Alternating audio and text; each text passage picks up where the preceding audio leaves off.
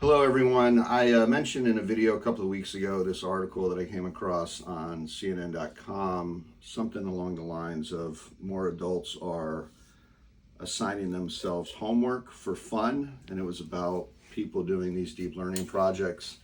And that kind of inspired me a little bit because I've been doing deep learning for a long time.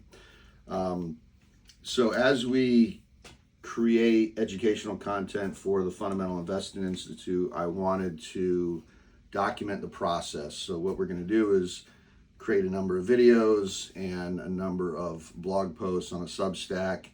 And this is going to be a situation where the journey is going to be as important as the destination. So I kind of wanted to document the process of how I do these deep dive learning projects. So the first thing I want to mention is there's a book called Ultralearning. Came out a couple of years ago by Scott Young, and it's kind of, to me, it's kind of the Bible of deep dive self-learning. This along with a couple of books from Newport that are very good. But for people who want to do these deep dive projects, that's a really good book to start with because it outlines a process. So whenever I dive into a subject, one thing I'll do per that book, and also just my own experience, is I'll spend a month or two doing some research on how a particular subject is taught and what are the materials used and what do experts recommend in terms of reading. So the first deep dive project I'm doing is on the global economy. And my own understanding of the global economy is very textbook. I've taken, macroeconomics at the undergraduate and graduate level, took courses in global business.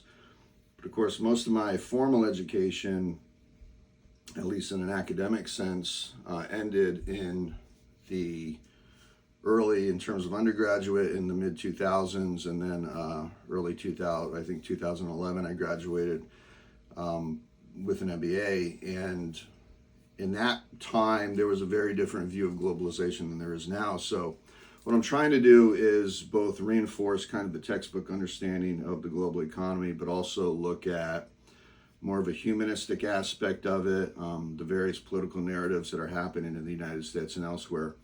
So we're doing this deep dive. I spent a little bit of time researching what are the recommended books on this subject. So I picked out, you can see here, I picked out 30 books, and we're going to do videos for each book, kind of introducing them, talking about why I chose them. But it's a variety of subjects, both the historical understanding of globalization up until the current moment, and it's focusing, kind of on what were the promises of global integration, particularly in the 90s and early 2000s, and where did that go wrong. And we're just trying to take a lot of different views and hopefully bring all those together. So tools of learning, number one is black coffee for me. I'm a dark roast guy myself. Second thing is notepads. So one of the things when I go through this books, the process is I'll go through these books, I'll highlight them, I'll then go back and take very copious notes on the individual books, type those notes, and then what I'll do is I'll bring them together into a final compiled set of notes. But I end up with a lot of material. Now, highlighters, so the hard copy books, a regular highlighter works, but for a lot of the paperback, I use gel highlighters because they tend to bleed through the page.